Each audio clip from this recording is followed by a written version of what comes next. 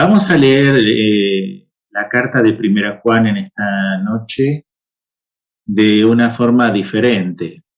Aquí les presento la estructura de la primera carta del apóstol Juan. Ustedes verán que tiene 5 capítulos y hay 5 definiciones de Dios, una en cada capítulo. Así que les invito a leer capítulo 1, versículo 5, la primera definición de Dios. Este es el mensaje que hemos oído de él y os anunciamos. 2 puntos. Dios es luz. Y aclara, y no hay ningunas tinieblas en él. Esta es una figura de dicción muy conocida ya desde el Antiguo Testamento, que se repite lo mismo, pero con diferente palabra en las frases.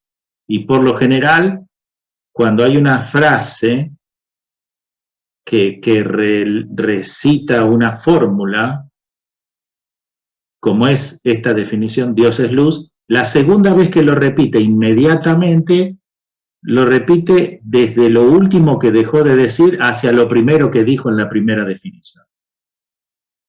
Entonces, Dios, la persona, es luz. Y la segunda parte que repite dice, y no hay ninguna tinieblas, contrario a lo último que citó, luz, en él. Y termina diciendo lo último con lo primero que definió. Eso se llama pleonasmo. Vamos a la segunda definición, entonces, capítulo 2, versículo 29. Si sabéis que Él es justo, 29 dice sí. Sabed también que todo aquel que hace justicia es nacido de Él. La tercera definición está en el capítulo 3, versículo 3. Dice, y todo aquel que tiene esta esperanza en Él se purifica a sí mismo, así como Él es puro. Yo no sé si te están dando cuenta que aquí en cada definición de Dios siempre nos compara a nosotros. Capítulo 4, la cuarta definición, amor, tan conocido, ¿no? 4:8. El que no ama no ha conocido a Dios, porque Dios, ¿qué? Dios es amor. Y el capítulo 5 es, bueno, es la conjunción primitiva. Bueno, ¿qué significa eso? Como termina la carta, es lógico que la última definición haga un cierre circular y cierra el anillo perfecto, de modo que cierra la idea volviendo a la primera definición, ¿no? Capítulo 5, versículo 20. Pero sabemos que el Hijo de Dios ha venido y nos ha dado entendimiento para conocer al que es verdadero. Y estamos en el verdadero, en su Hijo Jesucristo. Punto. Este es el verdadero Dios. ¿Quién? Jesucristo. Porque dice, alude a lo último que mencionó la frase anterior. Este es el verdadero Dios y la vida eterna. El versículo 11 del mismo capítulo asevera lo mismo. Él es la vida eterna y esta vida está en su Hijo Jesucristo. Así que, bueno, ¿y por qué es una conjunción original o que va al principio? Porque así empieza la carta. Lo que hemos oído, lo que hemos visto, tocante al verbo de vida, verbo con mayúscula en 1:1 porque es nombre propio de Jesús. Dice, porque la vida se nos manifestó, y retoman el versículo 3, 1:3, lo que hemos visto y oído. Eso se anunciamos, que la comunión que tenemos nosotros entre los hijos de Dios, los hermanos en la fe, No nos equivoquemos, esa comunión es la del Padre con el Hijo y con el Espíritu. Es una comunión naciente en el cielo y desplegada aquí en la tierra de forma vertical. Es la misma, exactamente la misma comunión. Por lo tanto, tenemos que asombrarnos en primer lugar, que sea la misma. En segundo lugar, que gocemos de esta comunión. Y en tercer lugar, que la cuidemos. Algunos tienen tan en poco algunos detalles que hacen a la comunión, y es tan importante, hermanos, como, bueno, ahora vamos a tratar de desarrollarlo, ¿no? En el trato, en la consideración, en la estima. ¿Por qué está en la mente del apóstol Juan? Bueno, lógicamente, vamos a hacer una aclaración. La división por capítulos de esta carta no fue hecha por el apóstol Juan. Todos sabemos que aparece en el Renacimiento cuando empiezan a imprimir las Biblias, y entonces es necesaria darle una división por capítulos y por versículos cuando tiene forma de libro y es tan extensa en la lectura, así hay un ordenamiento en la lectura. Uno de los responsables de ello fue un sabio que vamos a citar al final de todo, Erasmo de Rotterdam, en el siglo XVI, que publicó la Biblia, la Biblia Complutense, y que ha hecho muy, muy bien en las ediciones que ha impreso. Muy bien, pero la estructura existe. ¿Por qué? Porque en la versión 1909 muchas veces aparece en el Evangelio según Juan el teólogo, se aclara. ¿Por qué se ha puesto esos títulos? Porque no aparece él autorreferenciándose. Es tan grande la humildad de este prócer del apostolado cristiano que él ni se menciona, no dice yo Juan. Las iglesias que iban a ser receptivas de sus cartas ya lo conocían muy bien. Por un lado, él no consideraba que hacía falta, pero por otro lado, esa falta de autorreferencia nos muestra su gran humildad y cómo él, siendo apóstol, deja de lado su título oficial y se hermana, se aúna con aquellos que desea sostener una fuerte, genuina y a su vez sensible comunión con los hermanos en la fe. Por eso él dice, hijitos míos, estas cosas os escribo, pero si alguno hubiere pecado, abogado tenemos, dice él, ¿ven? Para con el Padre. Y él es sincero, genuino, franco, directo, emotivo, pero también es drástico para con los que se portan mal. Bueno, vamos a las definiciones. Entonces, la estructura de Juan es teológica. ¿Por qué? Porque Juan lo define a Dios. Cosa que es muy difícil poder hacer. Ubiquémonos en una época tan primitiva, digamos, no todo el mundo sabía leer y escribir. Primitiva para escribir las escrituras, ¿no? Y que él no solamente escribe con un lenguaje puro, es decir, claro, entendible, sino también sublime y define a Dios. Así que estructura su carta, aunque no tenía capítulos y versículos en la época que lo escribió, ahí está la estructura. ¿Y por qué es así? Porque hay dos postulados que él quiere demostrar. Por eso nos muestra cómo es Dios. Porque sus postulados son estos. Capítulo 2, versículo 6. ¿Vieron cómo es Dios? Bueno, el verdadero Hijo de Dios, la verdadera hija de Dios, mostrará en su vida quién es su Padre. Fíjense, el que dice que permanece en él, debe andar como él anduvo.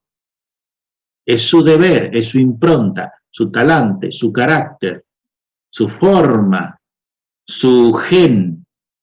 Lleva ahora en una nueva genética espiritual las características de un Padre Celestial que Él define: luz, justo, puro, amor y vida.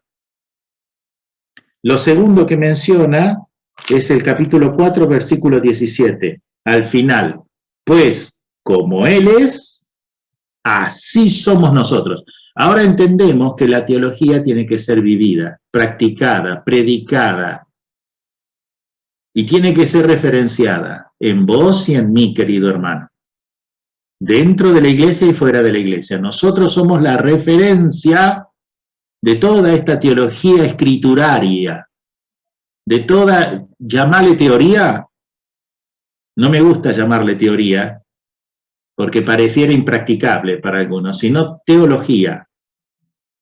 Y bueno, tiene que tener plasmado un ejemplo vívido, real, cotidiano, concreto, visible, tangible, tu vida y la mía. Pues como, ¿vieron cómo es Dios?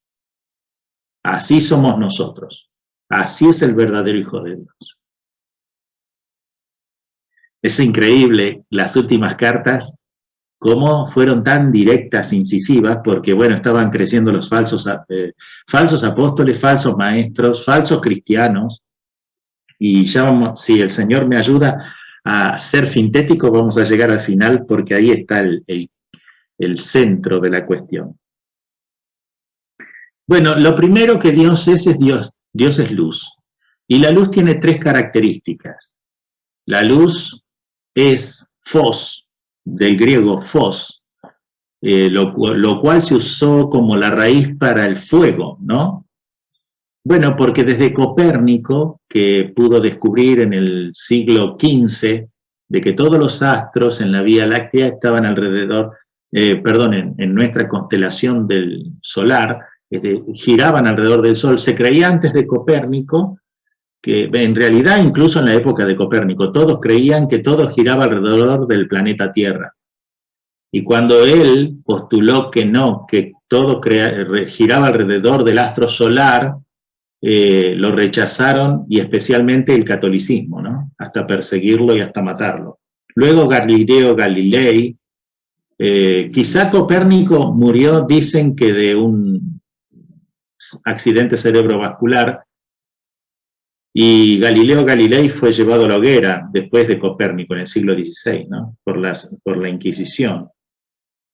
Y en la palabra de Dios se compara la Biblia como una antorcha. En 2 Pedro 1:19, por allí dice que a la cual hacemos bien en estar atentos, que brilla como una antorcha. Lámpara es a mis pies tu palabra y lumbrera a mi camino. Pero Dios también se define como fuego consumidor. Los ojos de Cristo también son fuegos escrutadores de las almas de los vivientes. Así que hay todo un sinnúmero de significados de lo que representa que Dios sea luz. Juan lo definió en la guía del Espíritu Santo a Dios como luz. Así que Dios es luz. Y si Dios es luz, en la creación del Génesis 1, creó las tinieblas, porque las tinieblas no existían. Así que lo que siempre existió fue su santa persona, radiante, brillante como luz. Lo que él creó en este mundo es las lumbreras y también las tinieblas. Esto nos tiene que hablar de dos cosas, y siempre cada definición de Dios, como nos van a afectar a sus hijos, nos afecta para dos esferas de nuestra vida: la personal y la pública. Así no nos olvidamos, las dos P, personal y pública. La intimidad y la exterioridad. Endógena y exógena. Siempre están estas dos ambivalencias en la vida del cristiano. ¿Y por qué? Y porque lo vemos en el objetivo de la carta, que está en el 1.3. Dice: estos anunciamos para que vuestra comunión verdaderamente sea con el Padre, y en el 4, para que vuestro gozo sea cumplido. Comunión exterior, gozo interior. Al Señor le interesan esas dos áreas en nuestra vida, en nuestro testimonio, en nuestra existencia. Le interesa que seamos de bendición, el orden público, pero también que recibamos la bendición en el orden personal. Lo que pasa es que como sujetos de un mismo colectivo, muchas veces nuestras cuestiones personales chocan con otras cuestiones personales de otros hermanos.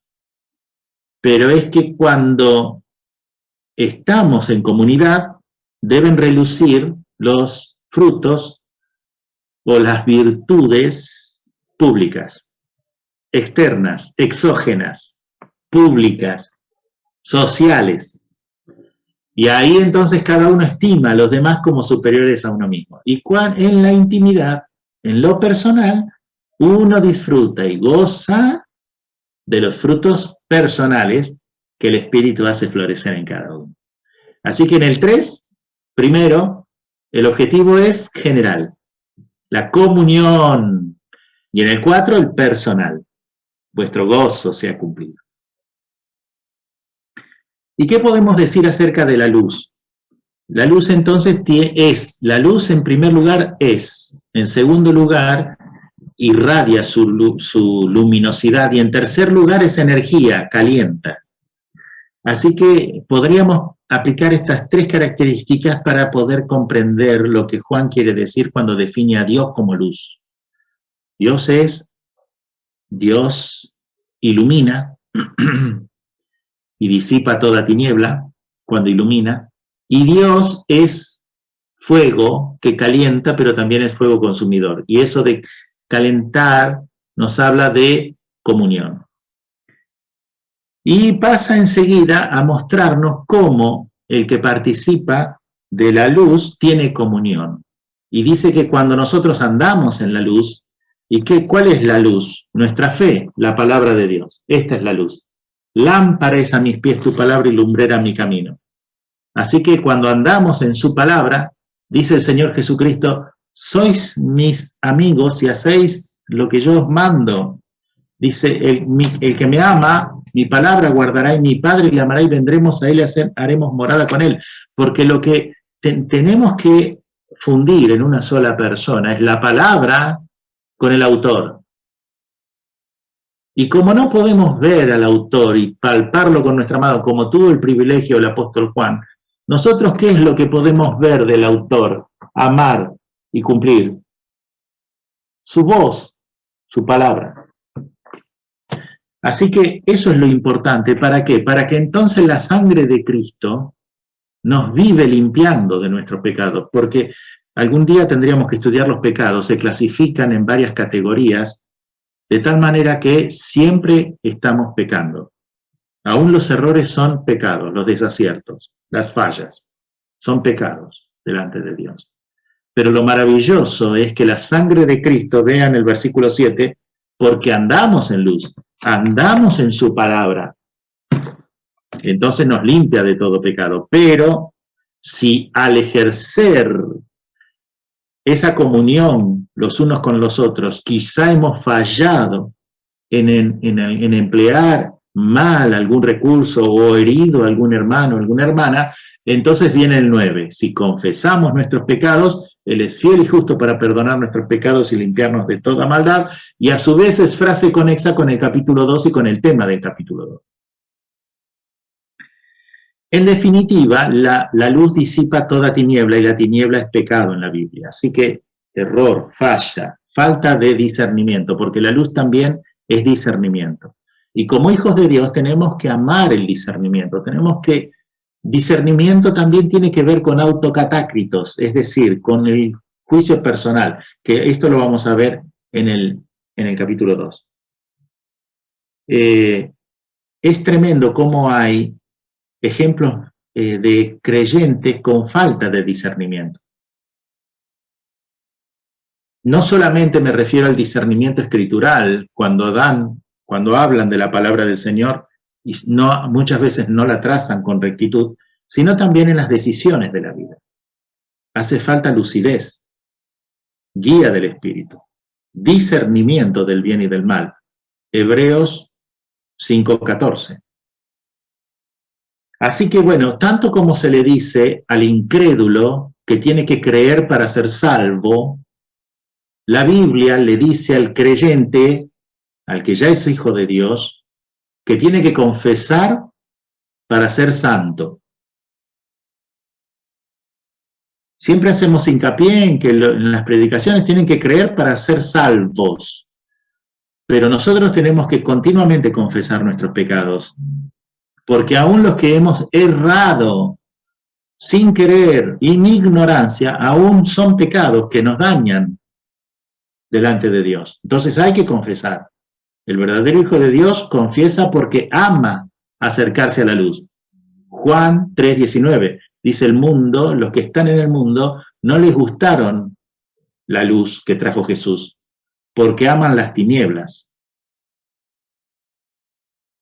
Pero el que ama la verdad se acerca a la luz, para que vean que sus obras son manifiestas en Dios. Pasamos entonces al capítulo 2, deseando entonces que la vida del cristiano sea cada vez más luminosa. Vosotros sois luz del mundo y sal de la tierra. Es decir, portamos el evangelio de Cristo, que es luz, lo predicamos. Entonces brillemos, hermanos, en este mundo, con la luz que es nuestro Padre Celestial, porque así como Él es, debemos ser nosotros. Capítulo 2, entonces, es justo. Y encara el capítulo 2 hablando de que todo como un juicio. El Padre es el juez, Cristo es el abogado y nosotros somos los pecadores. Y dice que, hermanos, escribo esto para que no pequéis, pero si alguno hubiere pecado, bueno, primero, hay que sentirse culpable por el pecado. Cuando uno habla del pecado, siempre se imagina como una mancha, ¿no? Para que sea gráfico. Bueno, Hebreos capítulo 10, versículo 2, dice que nuestras conciencias se manchan. Capítulo 3, 10.2, nuestra conciencia. 10.3, nuestra memoria. Y 10.16, nuestra mente. Así que cuando nosotros hablamos metafóricamente o con un símil que limpie nuestro corazón de todo pecado, en la Biblia, corazón es toda nuestra persona, es nuestra interioridad, nuestro espíritu, alma e intelecto. Lo que hace el autor de los Hebreos es muy sabio, muy evolucionado, de vanguardia para sus días, en la guía del espíritu, nos revela qué aspecto del corazón tiene que ser limpio.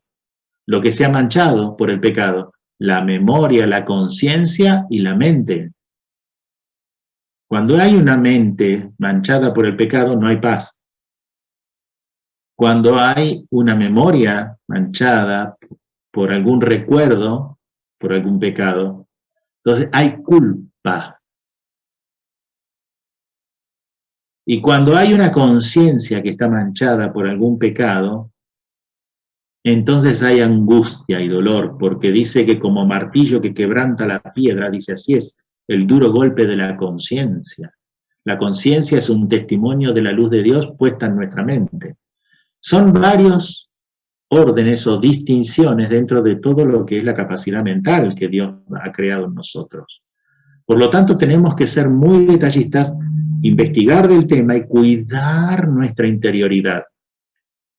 Abogado tenemos, Él es la propiciación entre Dios y nosotros. Oh, qué palabra tan maravillosa. Cuando Job habló en el tan antiguo, decía, ¿quién pudiera defender mi causa ante Dios? Si Dios lo dice, ¿quién le contradice? ¿Quién le dice que no a Dios? ¿Quién tuerce su brazo? Y dice, yo necesito a alguien que me represente y pueda exponer mi causa delante de él. No había un abogado en el Antiguo Testamento. En el Nuevo Testamento nosotros somos maravillados por la obra de Cristo, porque no se presenta con argumentos. El Señor se presenta con pruebas delante del Padre y les muestra sus manos al Padre constantemente. Ya no sufre más, porque suelto los dolores de la muerte, Dios le resucitó a Cristo de entre los muertos. Pero sí tiene las heridas, con que lo hirieron en la casa de sus amigos. Así que frente a semejante abogado que intercede por nosotros, Dios el Padre nos perdona. Y eso es lo que nosotros tenemos que hacer. Dice, Dios es justo, dice, y sabed que todo aquel que hace justicia es nacido de Dios. Y lo va a aplicar también a lo que es el mundo. No améis al mundo ni las cosas que están en el mundo. Versículo 15, si alguno ama al mundo, el amor del Padre no está en él, porque todo lo que hay en el mundo son injusticias y trapos de inmundicia.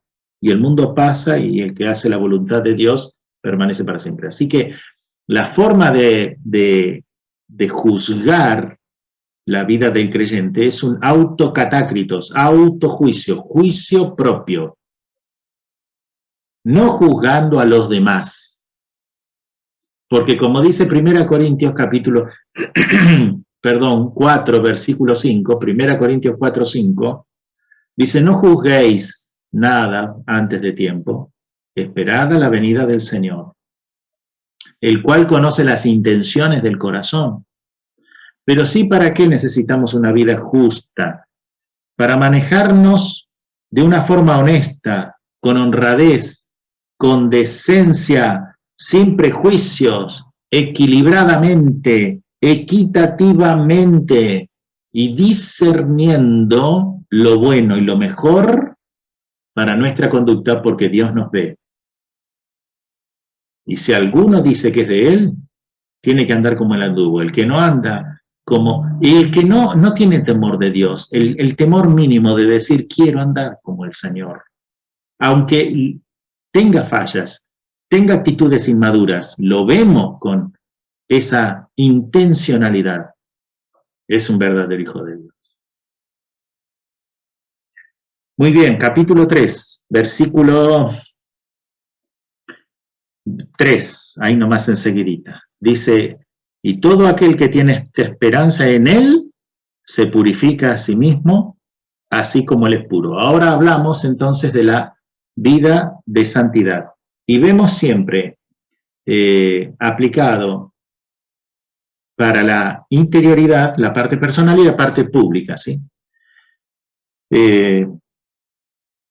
Ya dijimos en el anterior, la parte personal, que no juzgamos nada de los otros, sino autocatácritos, juicio propio. Y también la parte pública se ve en las cualidades que he mencionado. Ahora también acá, pureza. ¿Qué quiere decir pureza? Santo, devoto a Dios, piadoso, sin doblez, sin doble ánimo. El hombre que tiene doble ánimo, Santiago capítulo 1, no piense que va a recibir algo del Señor. Y enseguida dice, todo aquel que dice que es nacido de Dios, no practica el pecado. Versículo 8. Versículo 6, permanece en Dios y no peca. Versículo 8, no practica el pecado. El que practica el pecado es del diablo. ¿Ven? Él es puro. Todo aquel que es nacido de Dios no practica el pecado porque la simiente que está de Dios está en él y no puede pecar. Es decir, el hecho de José, que venció las tentaciones en el Antiguo Testamento, que lo iban a proyectar hacia las riquezas y el bienestar, pero iba a pecar contra Dios. Entonces él tuvo el poder de decir que no. También le ocurrió lo mismo con David.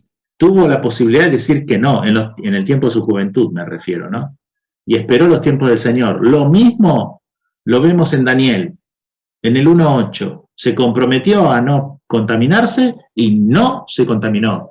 Lo mismo lo vemos con los apóstoles en la iglesia primitiva. Hubo unos casos puntuales de pecado, pero la mayor cantidad fueron de vidas puras y sin pecado. Y hasta fueron mártires. O sea, el creyente no le va a ser fácil caer en pecado. Porque acá estamos hablando de práctica. Acá hay una diferencia. Todo, versículo 9, miren el 3:9. Todo aquel que es nacido de Dios, ¿qué dice? No peca o no practica el pecado. No practica el pecado, dice. Entonces, acá no se trata de una caída, un desliz, una equivocación, una falla, como en el capítulo 2 que necesitamos el abogado. Acá es una vida caída en pecado, una práctica continua en pecado. Entonces, eso es del mundo y no es de la simiente de Dios. ¿En qué se diferencia un hijo de Dios que peca a un no hijo de Dios que peca? En que el hijo de Dios enseguida siente el golpe en su conciencia, el recuerdo en su memoria que trae dolor al alma, y en su pensamiento le pesa la mancha del pecado, entonces enseguida confiesa, se siente mal y se limpia, se autoexamina. Si alguno se limpia de estas cosas, será un instrumento útil en las manos del Señor. 2 Timoteo 2:20. En cambio, el joven que peca, que no es hijo de Dios y que hasta puede venir a la iglesia, pero no se mosquea, es muy displicente. Y bueno, dice el versículo 22, 21, 20, el corazón te va a reprender. ¿Por qué? Porque hay desde el versículo 20, perdón, 3:20 en adelante, hay una conducta que tu corazón va a mostrar que tengo que terminar, que es el resultado de una vida pura. Capítulo 4, miren, si toda la Biblia no pudiera ser escrita, pero solo se hubiera escrito la definición del capítulo 4, Dios es amor, es maravilloso lo que dice esta definición. Dios es amor, amante de lo bueno, amante de la vida. Y no es que Él tiene amor, sino que Él es amor. Su composición en el ser es de amor, es amor. Por eso conocemos nosotros. El amor que conocemos es porque Él es amor. Y al crearnos, Él nos compartió de esa cualidad, pero que nosotros tenemos. En cambio, Él es amor. Bueno, el amor se muestra para con Dios y para con el prójimo. Y también, si vamos a ser hijos de Dios, tenemos que reflejar lo que es nuestro Padre. Si no, no es nuestro Padre. Y ahí podemos pensar en cuando vemos a un hermano pasando necesidad. Y dice, si alguno tiene bienes en este mundo, no dice dinero, porque cualquiera podría decir, si tengo dinero, pero si no, no tengo dinero. Ah, pero tienes bienes. Entonces, por eso la palabra del Señor no se puede esquivar, no se puede soslayar. ¿Tiene bienes? Bueno, compártalos. Y eso es lo más del ejemplo, porque toca nuestro orgullo, egocentrismo, vanagloria, y nos quiebra, nos humilla. Pero cerremos entonces con la última definición. ¿Por qué? Porque acá había un problema que motivó la escritura de la carta del apóstol Juan, un problema muy grave, que era el siguiente: comprender quién fue a la cruz. Y muchas veces no fue sencillo comprender quién fue a la cruz, porque la iglesia, desde que el último apóstol murió y quedó en manos de los ancianos, se notó el cambio. Se notó por el hecho mismo de faltar un referente al cual acudir con las incógnitas más profundas que tenían. Y en vez de recurrir al Espíritu Santo, en muchos centros de estudio, como Antioquía, de Pisidia, Alejandría, Roma mismo, donde murió el apóstol Pedro, y Jerusalén, eran los 4 centros más importantes de las escuelas de estudio de las Sagradas Escrituras, que no las tenían en forma de libro como nosotros las tenemos, pero tenían rollos, andaban con copias de rollos. Y a eso se le llamaba en el siglo II la didascaelion. ¿Y saben cómo cuidaban eso? Así que bueno, se levantó un tal Cerinto para querer hacer un canon y hizo cualquier desastre, pero sí les dio una muy buena idea de querer a los hermanos más iluminados de formar un canon. con todos los libros aceptados y rechazar los no aceptados. Y junto con él, antes se levantó la secta del docetismo, que después terminó en el docetismo, pero de un tal Cerinto. ¿Y qué fue lo que, digamos, la herejía de Cerinto? Cerinto decía, ¿quién fue a la cruz? Bueno, dice, a la cruz, pensar que fue Dios a la cruz es un error teológico, sino una herejía, decía Cerinto. Entonces, ¿él qué pensó? ¿Qué razonó Cerinto, humanamente hablando? Que era como algo así como, digamos, una herejía, no me sale la palabra,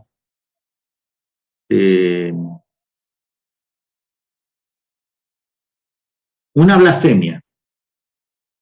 Él decía, decir que Dios fue a la cruz es una blasfemia. Entonces él ideó una doctrina suya personal que decía lo siguiente: cuando Jesús nació era el Jesús humano, y nació de María y de José. Cuando él fue a bautizarse por Juan el Bautista, el profeta, dice que el Espíritu Santo descendió sobre él, es bíblico, ahí está en Mateo capítulo 3, en forma corporal y visible en forma de paloma. Entonces, en ese momento fue hecho el Mesías, fue el Cristo, y Dios estuvo en Jesús, y estuvo desarrollando su ministerio como el Mesías hasta que fue a la cruz. Y cuando fue a la cruz, Dios mío, Elí, Elí, lama sabactani, Dios mío, ¿por qué me has abandonado? Ahí deja de ser el Cristo, Dios sale de él, y entonces el que muere en la cruz no es Dios, sino el Jesús humano. Y esa filosofía pagana, esa herejía, se había hecho muy popular en la época del apóstol Juan. Tal es así que los hermanos se sentían sumamente mal. ¿Por qué? Porque esta gente era muy avasallante, muy impulsiva. Entonces el apóstol Juan los enfrentó con crudeza, con rudeza. Miren ustedes cómo escribe de Diótrefes en la tercera carta. Y acá en la primera carta delata a los falsos. Y agarra y dice en el capítulo 5, Dios ha venido en agua y en sangre. ¿Qué significa ese versículo tan difícil del capítulo 5? Que Dios es venido, Cristo es venido en sangre y en agua. Quiere decir que en el día del bautismo era Dios. Y en el día del nacimiento virginal era Dios, en sangre. Y cuando estuvo en la cruz, que derramó su sangre, era Dios. Esto está en coherencia con lo que declara el apóstol Pablo, tan enfática y categóricamente claro en Romanos 9:5. Dice, Jesucristo el cual es Dios. Muchas veces nosotros también tenemos que aceptar que caemos en un error al decir siempre el Hijo de Dios, el Hijo de Dios, el Hijo de Dios, el Hijo de Dios. ¿Y qué pasa por tu mente, querido hermano, cuando vos decís el Hijo de Dios y hasta mecánicamente lo repetimos? Pareciera como un menor grado de Dios, y no es así. Jesucristo es Dios. Y esto fue lo que confrontó tan teológicamente Juan. Y en forma de Zoe, con Z, vida. Vida que no depende de nadie. Él es vida. Él es Dios. Y así termina la carta. Así que esto nos conmueve tremendamente. Yo no sé, mientras estoy hablando con ustedes de esto, se me pone la piel de gallina y tiemblo ante el Señor. Porque emerge la siguiente pregunta, hermanos, ¿somos conscientes de la vida de quien demandó el sacrificio en la cruz para que podamos ser salvos? ¿Somos conscientes de que aquel que murió en la cruz era tan Dios como Dios el Padre y como Dios el Espíritu Santo?